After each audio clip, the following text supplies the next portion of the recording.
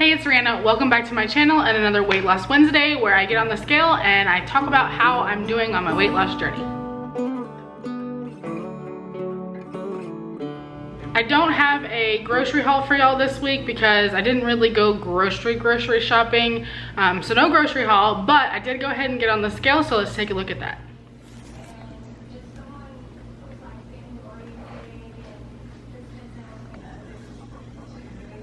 $235.8, 37.7. Cool. In case you missed last week's weigh-in, there'll be a link up in the eye. But last week I was 238.8, and as you saw for this week, I'm 235.8, and Jonathan's calling. Okay, I'm back. Sorry about that. Kind of forgot where I was. I think I was talking about my weight. So last week I came in at 238.8, and then today I came in at 235.8. So that's 3 pounds coming back off of my gain from my birthday month, essentially. I'm very happy to see that. I will be happier when I get back down to my low, but I'm not upset. I'm glad that it's moving in the right direction. So let's quickly just touch on what I do every week. So I track my food every week, and when I say I track it in my Carb Manager app, basically Monday through Saturday afternoon. I usually take off the weekend, which the weekend for me is when Jonathan gets off of work on Saturday. So usually Saturday night and Sunday, I don't track my food. And that's honestly even typically where I kind of go wrong in my like macros and stuff, because I typically drink or I might overeat or something like that. But I feel like during the week it balances it out normally.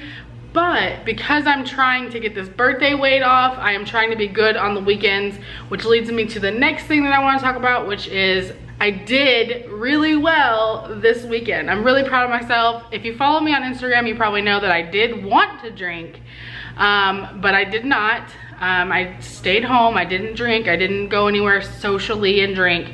The plan originally was to actually go like have dinner at home, and then we were gonna go to like Gringo's and have a couple margaritas, because it was the last weekend of the watermelon margaritas, which are like my favorite margaritas that I've ever had. They're so good, not keto friendly at all. I only need one, so a couple meaning one for me, one for him.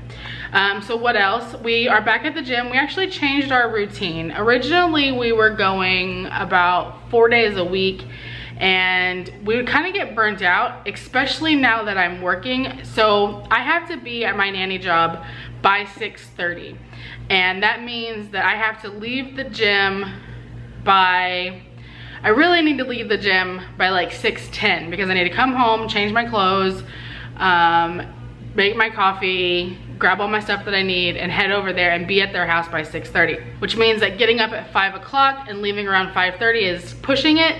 So really need to get up at 4:45, and then trying to like get Jonathan home at a decent hour, get dinner eaten, and have like a little bit chance to relax for like, you know, more than an hour, and get to bed by like 9 o'clock, and then turn around and do it all again the next day is like impossible.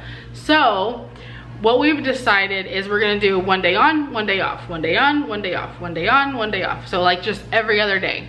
That's gonna be our new gym schedule, and that way we have one night where we go to bed early, get up early the next morning. The next day we can stay up a little bit later if we want to, and then not have to get up so early the next day, and just, you know, basically just, I feel like it's more sustainable that way.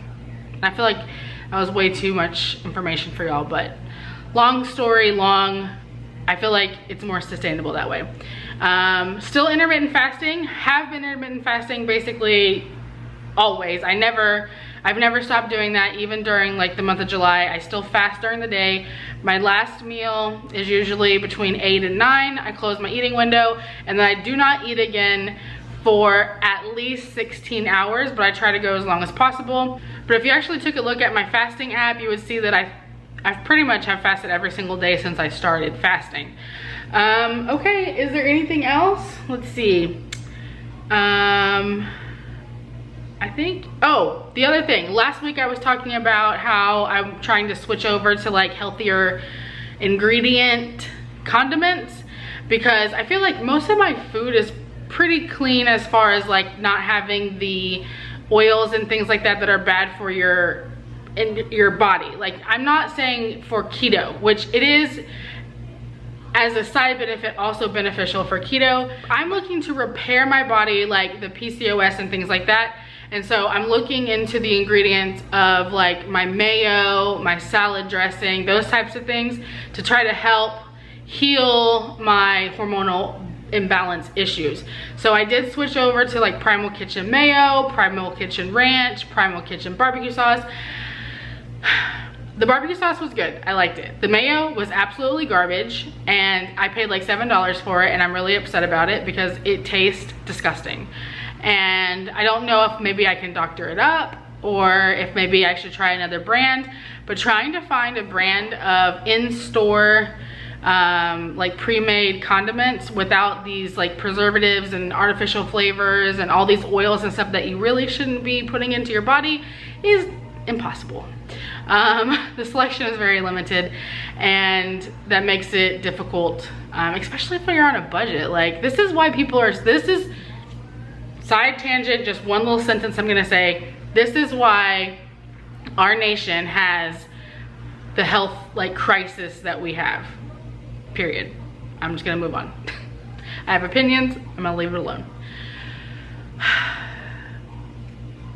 Honestly, I will probably just start making my own mayonnaise like as soon as I can like convince myself that I want to try it. I mean, I know I want to try it, but like I want to actually take the time to make it. The one thing that I heard was if you make it your own, if you make like homemade mayonnaise, it doesn't keep for very long. So it's really best for you to make it either in really small batches or to just make what you're going to use, which if I'm only using it for just me. But anyways, okay, I don't want to go off on too many tangents. I've already made this way longer than it needs to be.